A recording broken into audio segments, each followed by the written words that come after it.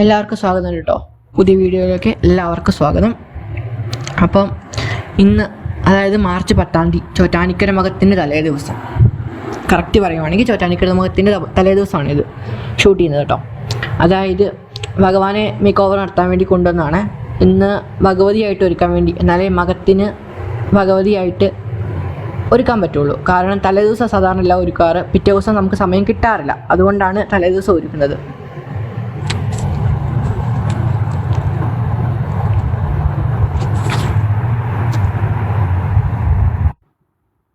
അപ്പോൾ നമുക്ക് ആകെ 3 ഓപ്ഷൻസാണ് ഉള്ളത്.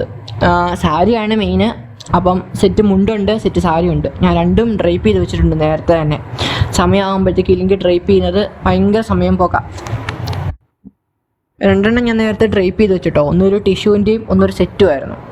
പിന്നെയുള്ളത് ഓർണമെൻറ്റ്സാണ്. അത് നമുക്കറിയാമല്ലോ, അത് നേരത്തെ തൊട്ടേ ഉള്ള ഓർണമെൻറ്റ്സ് തന്നെ ഇടിയിക്കുന്നത്. അതുകൊണ്ട് അതിലും വലിയ കൺഫ്യൂഷനൊന്നുമില്ല. പക്ഷേ ഈ സാരി ഡ്രൈപ്പ് ചെയ്ത് വെക്കുന്നതാണ് ഭയങ്കരമായിട്ട് ടൈം പോകുന്ന പരിപാടി. അലക്കി വെക്കുമ്പോൾ തന്നെ ആ സാധനം ഡ്രൈപ്പ് ചെയ്ത് വെച്ച് കഴിഞ്ഞാൽ പിന്നെ നമുക്ക് അത് ഉടുക്കാൻ നേരെ നോക്കിയാൽ മതി. പിന്നെ ഡ്രൈപ്പ് ചെയ്യാൻ പോയി കഴിഞ്ഞാൽ നമുക്ക് അതങ്ങ് സെറ്റായി കിട്ടത്തില്ല.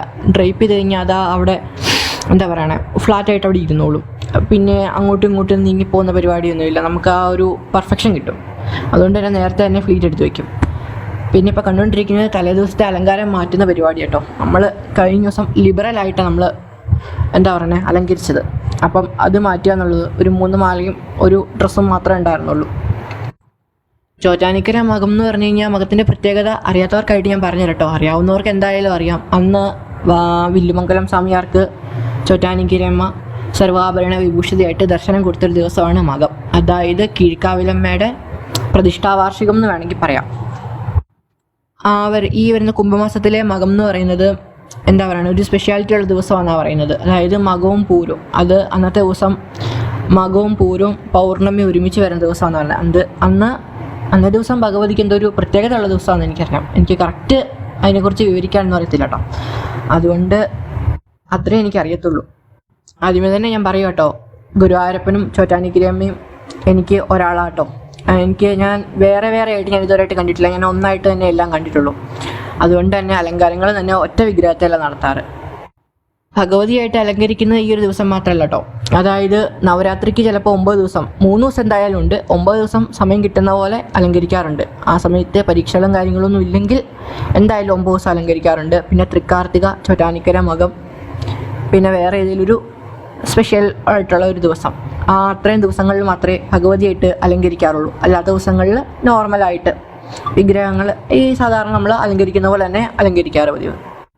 കൂടുതലും ചതുർബാഹുവായിട്ട് അലങ്കരിക്കാൻ എളുപ്പത്തിന് ചതുർബാഹു തന്നെയാണ് ഏറ്റവും എളുപ്പമായിട്ട് അലങ്കരിക്കാൻ പറ്റുക. അല്ലാത്ത ദിവസം നമുക്ക് ഇച്ചിരി സമയം കൂടുതലുള്ള ദിവസമാണ്, അല്ലെങ്കിൽ പിറ്റേ ദിവസം ഫ്രീ ആണ്, അങ്ങനെയുള്ള ദിവസമാണെങ്കിൽ വേറെ ചേർത്താറുണ്ട് കേട്ടോ. അതായത് ഉണ്ണിക്കണ്ണനായിട്ട്, താമരക്കണ്ണനായിട്ട്. ഇപ്പം ഭയങ്കരമായിട്ട് എന്താ പറയുന്നത്, ഫേമസ് ആയിട്ട് നിൽക്കുന്നതും താമരക്കണ്ണനാണല്ലോ. താമരക്കണ്ണനായിട്ട് അലങ്കരിക്കാറുണ്ട്. അതുപോലെ തന്നെ വെണ്ണയും ഓടക്കുയിലും പിടിച്ചിരിക്കുന്ന കണ്ണനായിട്ട് അലങ്കരിക്കാറുണ്ട്. അപ്പോൾ ആ ഒരു വൊക്കേഷനിൽ എന്താണോ തോന്നുന്നത് അതങ്ങ് അലങ്കരിക്കുക എന്നുള്ളത് നമുക്ക് സാധിക്കത്തുള്ളൂ. കാരണം എന്താണെന്ന് വെച്ചാൽ ഒന്നും എൻ്റെ തീരുമാനങ്ങളല്ല. നമ്മൾ അലങ്കരിക്കുമ്പോൾ ചില സമയത്ത് ഒക്കത്തില്ല. അതുകൊണ്ടാണ് നമ്മൾ നേരത്തെ ഡ്രസ്സെല്ലാം അലക്കുമ്പോഴേ നമ്മൾ അത് ഡ്രൈപ്പ് ചെയ്ത് വെക്കുന്നത്. അത് ആ സമയത്ത് എടുത്ത് ഉടുക്കാൻ പറ്റുന്നത്. നമുക്ക് ഏകദേശം അലങ്കരിക്കുന്ന സ്റ്റൈല് നമുക്കറിയാം. അതുകൊണ്ട് തന്നെ അത് ഡ്രൈപ്പ് ചെയ്ത് വെക്കുന്നത്. ചില സമയത്ത് ആ ഡ്രൈപ്പ് ചെയ്യുന്നത് പോലും അത്ര കറക്റ്റ് ആവണമെന്ന് ഒട്ടും നിർബന്ധമില്ല. അപ്പം അത് ഉടുക്കുന്നതും കാര്യങ്ങളും ഓർണമെൻറ്റ് സെലക്ഷനും ഒക്കെ ഭഗവാന്റെ കയ്യിലാണ്. അതൊന്നും എൻ്റെ കയ്യിലല്ല കേട്ടോ. പിന്നെ ഇതുപോലത്തുള്ള സ്പെഷ്യൽ വൊക്കേഷൻസ് വരുമ്പം ഉടുപ്പിക്കാനും അണിയിക്കാനും ഒക്കെയുള്ള സാധനങ്ങൾ നേരത്തെ തന്നെ ഒരു പ്രീമിയം കാറ്റഗറി ആയിട്ട് മാറ്റി വെച്ചിട്ടുണ്ട്. അതുകൊണ്ട് പിന്നെ ആ ഒരു കൺഫ്യൂഷൻ ഒഴിവാക്കാൻ വേണ്ടി മാത്രമായിട്ട് അത് മാറ്റി വെച്ചത്. ചില സമയത്ത് അതും കണക്കാണ്. ഇപ്പം നിങ്ങൾ കണ്ടുകൊണ്ടിരിക്കുന്നത് ആദ്യം ഡ്രൈപ്പ് ചെയ്ത് വെച്ചൊരു ടിഷ്യൂവിൻ്റെ സാരി ഉണ്ടായിരുന്നു. അത് ഉടുപ്പിക്കുന്ന ഒരു സീനാണ്. പക്ഷെ അത് അങ്ങ് സെറ്റായിട്ടില്ലായിരുന്നു. അത് അങ്ങ് ഉടുപ്പിച്ചിട്ട് അങ്ങ് ശരിയാവുന്നില്ല.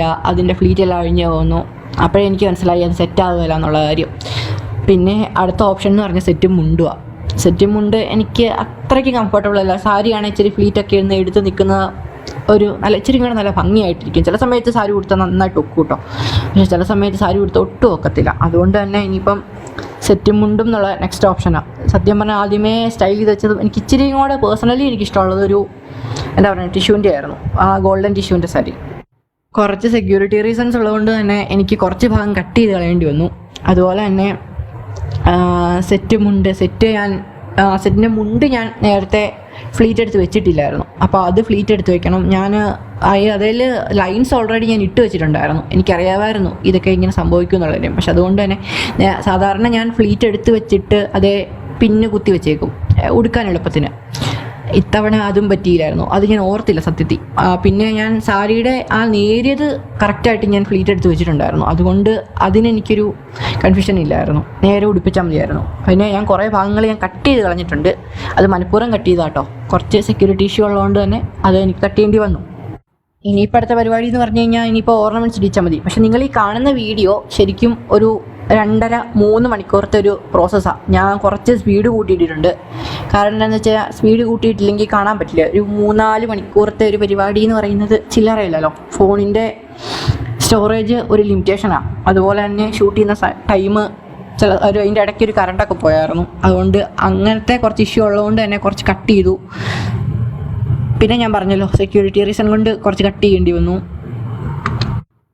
ഇനിയിപ്പോൾ ഓർണമെൻറ്റ് ബോക്സിൽ നിന്ന് ഓർണമെൻറ്റ് സെലക്ട് ചെയ്യുന്ന പരിപാടി കേട്ടോ. ഞാൻ കുറച്ചൊക്കെ സെലക്ട് ചെയ്ത് വെച്ചു. കുറച്ചൊക്കെ റെഗുലറായിട്ട് ഇരിക്കുന്നതുണ്ട്. അല്ലാതെ വേറെ കുറച്ച് പുതിയതുണ്ടായിരുന്നു. അതെല്ലാം ഒന്ന് അറേഞ്ച് ചെയ്യുക എന്ന് പറയുന്നത് ചില്ലറ പരിപാടിയല്ല കേട്ടോ. ഈ കാണുന്ന പോലെ എളുപ്പമുള്ള പരിപാടിയല്ല. അത് ഒന്ന് അലങ്കരിച്ച് നോക്കൂന്നേ, അപ്പം അറിയാം.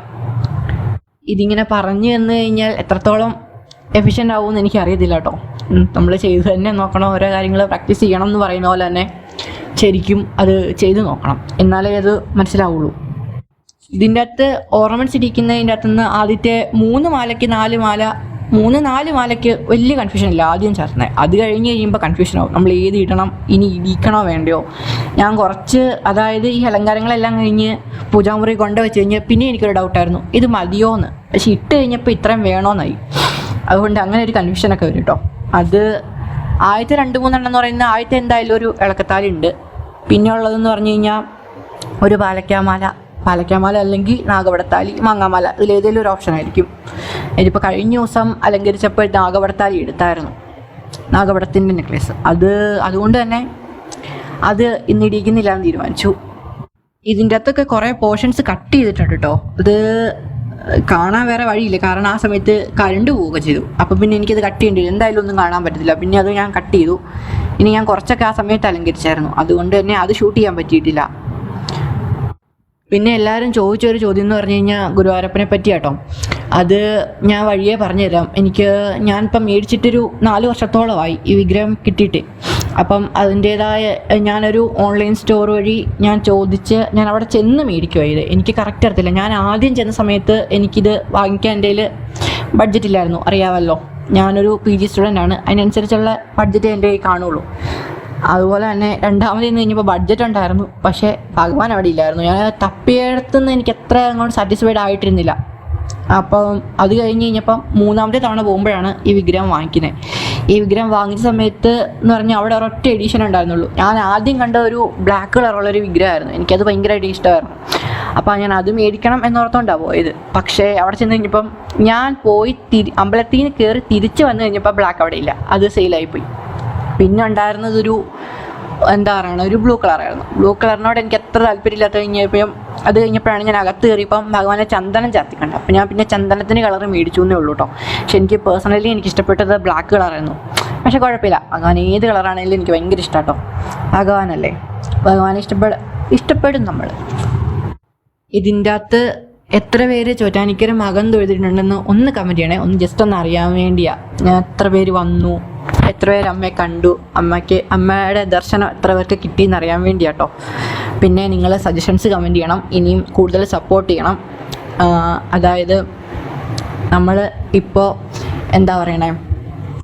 ഓൾറെഡി ഞാൻ പറഞ്ഞു കഴിഞ്ഞു. അന്നത്തെ ദിവസം അതായത് സർവാഭരണ വിഭൂഷിതയായിട്ട് ഭഗവതി വില്ലമംഗലം സ്വാമിയാർക്ക് ദർശനം കൊടുക്കുന്ന ദിവസമാണ്. അതിനോടനുബന്ധിച്ച് അതിനെ അനുസ്മരിച്ചുകൊണ്ട് തന്നെയാട്ടോ ആ മകൻ തൊഴിൽ. അന്നത്തെ ദിവസം ഒരു സ്പെഷ്യൽ ഗോളകയുണ്ട്. ആ ഒരു ഗോളക അതായത് അന്നത്തെ ദിവസമാണ് വലത് കൈ കൊണ്ട് അനുഗ്രഹം തരുന്നതെന്നാണ് പറയുന്നത്. ശരിക്കും അമ്മ ഏത് കൈ കൊണ്ട് അനുഗ്രഹിച്ചാലും ഒരുപോലെ കേട്ടോ. അങ്ങനെ ഒരു വ്യത്യാസം അമ്മയിലാരും കാണരുത്. പിന്നെ അന്നത്തെ ദിവസം സർവാഭരണ വിഭൂഷിതരായിട്ട് സാധാരണയിലും സുന്ദരിയായിട്ട് എല്ലാവർക്കും ദർശനം തരുന്നൊരു ദിവസം കേട്ടോ. അതായത് ഇപ്പോൾ വർണ്ണിക്കാന്ന് പറഞ്ഞു കഴിഞ്ഞാൽ അതായത് നിറയെ മാല, അതായത് പൂമാല കേട്ടോ. നിറച്ച് പൂമാല കൊണ്ട് ആ ശ്രീകോവിൽ മുഴുവൻ അലങ്കരിക്കും, അകത്തും പുറത്തുമായിട്ട് നിറച്ച് അലങ്കരിക്കും. അതായത് സഹസ്രാര പത്മത്തിൻ്റെ മേളിൽ സർവാഭരണ വിഭൂഷിതയായിട്ടിരിക്കുന്ന ഭഗവതി അതിൻ്റെ അകത്ത് ദർശനം തരുന്നത്. സത്യത്തിൽ നമുക്ക് അമ്മയുടെ മുഖവും ആ അഭയവരത ഹസ്തവും മാത്രമേ നമുക്ക് കാണാൻ പറ്റത്തുള്ളൂ. ബാക്കി സെറ്റ് സാരി കൊടുത്തോണ്ട് നമുക്ക് ആ ഒരു ബോഡി പാർട്ട് കാണാൻ പറ്റില്ല. സെറ്റ് സാരി എന്ന് പറഞ്ഞു കഴിഞ്ഞാലും സെറ്റ് സാരിയിൽ അടിതൊട്ട് മുടി വരെ നമ്മൾ ആഭരണങ്ങൾ കൊണ്ട് അലങ്കരിച്ചേക്കുക. അതുകൊണ്ട് അങ്ങനെ നമുക്ക് കാണാൻ പറ്റില്ല. അതുകൊണ്ട് തന്നെ സർവാഭരണ വിഭൂഷിതയായിട്ട് ഭഗവതി നല്ലൊരു ഭംഗിയുള്ളൊരു കാഴ്ച കേട്ടോ. അത് നമ്മളിപ്പം ഒരു എന്താ പറയുക, ഒരു 10-12 മണിക്കൂറും ക്യൂ നിന്നാലും ആ ഒരു ദർശനം കിട്ടിക്കഴിയുമ്പോഴത്തേക്കും നമുക്ക് മനസ്സിലൊരു വല്ലാത്ത സന്തോഷമാണ്. ആ ഒരു മൊമെൻറ്റ് അത് നമ്മൾ അടുത്ത് കണ്ടു കഴിയുമ്പോഴേ നമുക്ക് ആ ഒരു എന്താ പറയുക, അതിൻ്റെ ആ ഒരു ഫീൽ കിട്ടത്തുള്ളൂ. അത് പറഞ്ഞ് അറിയേണ്ട കാര്യങ്ങളല്ല കേട്ടോ, അത് നമ്മൾ നേരിട്ട് കണ്ട് നമുക്ക് മനസ്സിലാക്കേണ്ടത്. അവിടെ എന്താ പറയുക, എനിക്ക് തോന്നുന്നു എല്ലാവർക്കും തന്നെ ദർശനം നടത്താൻ പറ്റുന്നൊരു ക്ഷേത്രമാണെന്നാണ് തോന്നുന്നത്. അന്നത്തെ ദിവസം അമ്മേനെ കാണാൻ വേണ്ടി പതിവിലും ഒരു ഭംഗിയാട്ടോ. അത് എന്നത്തേം പോലെയല്ല. എന്നത്തേം പോലെ എന്ന് പറഞ്ഞു കഴിഞ്ഞാൽ സാധാരണ ദിവസങ്ങളിൽ സാരി എടുത്ത് നമ്മൾ മാലയൊക്കെ ഇട്ട് അലങ്കരിച്ച്, അതായത് അമ്മ നമ്മൾ നോർമലി കാണുന്ന പോലെയല്ല കേട്ടോ. അന്നെന്ന് പറഞ്ഞു കഴിഞ്ഞാൽ നിറച്ച് 1-2 ആഭരണങ്ങളും കാര്യങ്ങളും ഒന്നുമല്ല, അത്യാവശ്യം നല്ല ഓർണമെൻറ്റ്സ് ഒക്കെ ഇട്ട് അത്യാവശ്യം സുന്ദരിയായിട്ട്, സുന്ദരി എന്ന് പറഞ്ഞാൽ നമ്മൾ ലളിതാ സഹസ്രനാമങ്ങളിലൊക്കെ പറയുന്ന പോലെ മഹാലാവണ്യത്തോടു കൂടി അമ്മ ഇരിക്കുന്ന അന്നത്തെ ദിവസം. ചിരിച്ചുകൊണ്ടിരിക്കുന്ന അമ്മയെ കാണാൻ എന്തൊരു ഭംഗിയാണെന്നറിയാമോ. അത് പറഞ്ഞാലും തീരത്തില്ല. എനിക്ക് അത്യാവശ്യം ഇത്തവണ നന്നായിട്ട് കണ്ടുവരാൻ പറ്റി, കഴിഞ്ഞ പ്രാവശ്യത്തെക്കാളും. അതുകൊണ്ട് തന്നെ എൻ്റെ മനസ്സിൽ നിന്ന് ആ ചിത്രം മായരുതെന്ന് ഞാൻ പ്രാർത്ഥിച്ചുകൊണ്ടിരിക്കുന്നത്. അപ്പോൾ അലങ്കാരങ്ങളും കാര്യങ്ങളൊക്കെ കണ്ടു എന്ന് വിശ്വസിക്കുന്നു. നിങ്ങൾ മുഴുവൻ വീഡിയോ കാണൂ കേട്ടോ. ഇനി ഒരു കാര്യം പറയാനുള്ളത്, ഭഗവാനെക്കുറിച്ച് എല്ലാവരും ഒത്തിരി പേര് ചോദിച്ചു. ഇൻസ്റ്റാഗ്രാമിൽ മെസ്സേജ് ആയിട്ടാണെങ്കിലും അല്ലാതെ തന്നെ യൂട്യൂബിൽ കമൻ്റ് ആയിട്ടാണെങ്കിലും ഒത്തിരി പേര് കുറച്ച് കാര്യങ്ങൾ എന്നോട് ചോദിച്ചു. അതെല്ലാം ഞാൻ പറഞ്ഞു തരാം കേട്ടോ. ഞാനെല്ലാം ഒന്ന് ചെക്ക് ചെയ്തിട്ട് പറയുമ്പം എല്ലാവർക്കും ഉപകാരപ്പെടുന്ന രീതിയിൽ വേണ്ടേ പറയാൻ. ചുമ്മാ കുറേ പറഞ്ഞ് തീർക്കുക എന്നുള്ളതല്ലല്ലോ. അപ്പം അതിനെക്കുറിച്ചൊന്ന് ചെക്ക് ചെയ്തിട്ട് ആ സ്റ്റോർ ഏതാണെന്നൊക്കെ ഒന്ന് കണ്ടുപിടിച്ചിട്ട് ഞാൻ പറയാം കേട്ടോ. ഞാൻ കറക്റ്റായിട്ട് പറയാം, ഞാനൊന്നും മറന്നിട്ടില്ല. ഒരു വീഡിയോ ആയിട്ട് തന്നെ ഞാൻ ചെയ്തോളാം. അപ്പം അതിനെക്കുറിച്ച് ഒന്നും കൂടെ വിശദമായിട്ടൊന്ന് ക്രോസ് ചെക്ക് ചെയ്യണം. പഴയ കാര്യങ്ങളെല്ലാം ഒന്ന് കണ്ടുപിടിച്ചാലല്ലേ നമുക്ക് പറയാൻ പറ്റത്തുള്ളൂ. കാലങ്ങൾ മാറുന്നതിനനുസരിച്ച് എല്ലാം മാറുമല്ലോ. അപ്പം ആ കട ഉണ്ടോ ഇല്ലയോ എന്നൊക്കെ ഒന്ന് അന്വേഷിച്ചിട്ട് ഞാൻ കാര്യമായിട്ട് പറയാം കേട്ടോ. എന്തായാലും ഞാൻ പറഞ്ഞുതരാം ഭഗവാനെക്കുറിച്ചെല്ലാം. എന്തായാലും അടുത്ത ദിവസത്തെ വീഡിയോയ്ക്ക് വേണ്ടി വെയിറ്റ് ചെയ്യൂ കേട്ടോ. സപ്പോർട്ട് ചെയ്യൂ. അപ്പം കാണൂ കേട്ടോ.